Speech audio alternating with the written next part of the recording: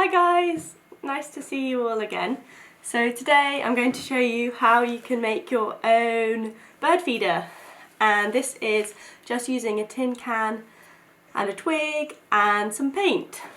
So it's quite nice to make one at this time of year because all the birds are starting to come out a bit more, and hopefully it'll be quite entertaining for you if you can put it somewhere in your garden, somewhere outside that you can see through a window, and then you'll be able to keep tabs on what birds are coming and going.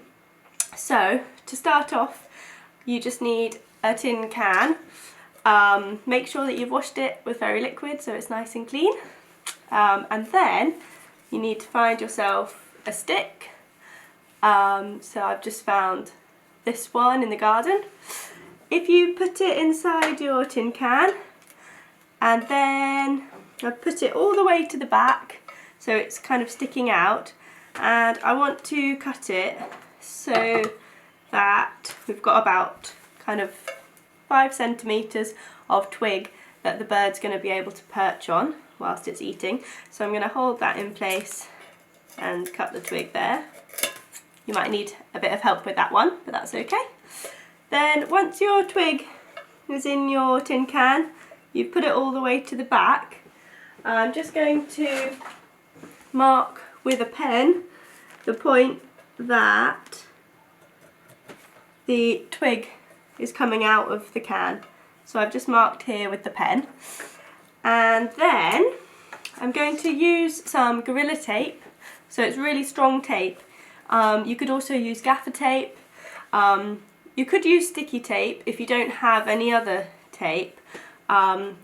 But you might need to use quite a lot of it. So if you can get your hands on some really strong tape like this, that would be the best thing. And then you just need to pull the tape, and we're going to put the tape the whole length of the twig until the point that we marked. So just going to cut it like so. So you can see the green mark, so I'm just putting the tape up until there.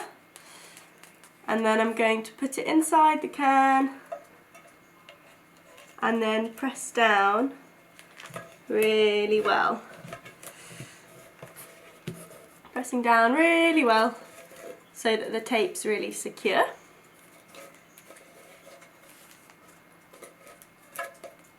Like this.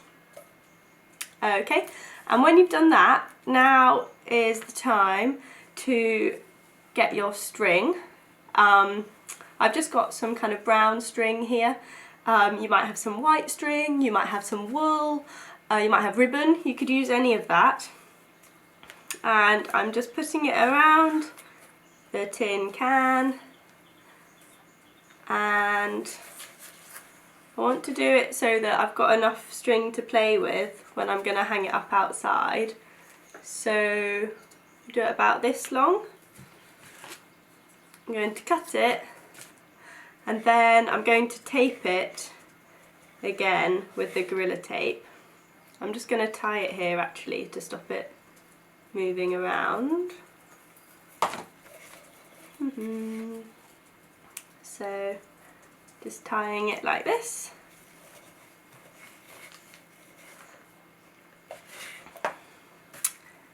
And I'm going to get the Gorilla Tape, pull a length of it, and I'm putting it here, and then I'm wrapping it around the whole can. Ooh, this is so sticky because it's so strong. Until I get to where the knot is, and I'm going to cut it and then stick it like that. So that's really well stuck, making sure the string is really stuck on.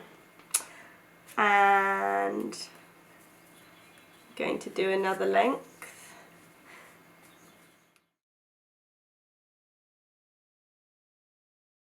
And once you've done that, now is the fun bit, because you can decorate it.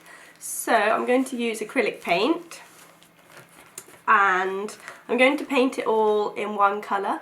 So I was looking on the internet, and it was saying that birds are most attracted to green, dark blue and silver. So I was thinking to use those colours. So the first thing I'm going to do is just to paint it entirely in one green.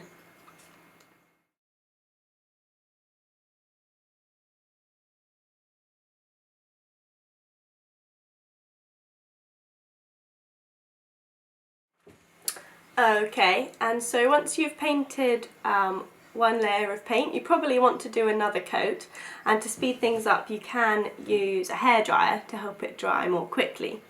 So once you've got your base colour down, then it's time to do the patterns, and that can be the real fun bit. So you might want to think about some different patterns that you get in nature. So on this one, for example, I did some leaves. So you might want to do leaves, you might want to do some flowers, or you could do grass all over it, or kind of plant stalks. You could think about the lines that go on a leaf so that it's quite abstract. You probably want to choose a colour that tones in with your base colour, so it's not kind of too all over the place. So I'm going to use another kind of green, and I'm going to do a kind of grass pattern.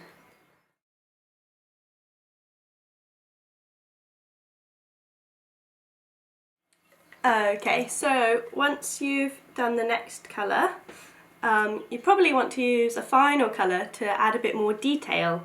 So I'm going to use a kind of lighter blue just to go around these grass shapes, but you will most likely need to dry it in between so the colours don't all get mixed up all together.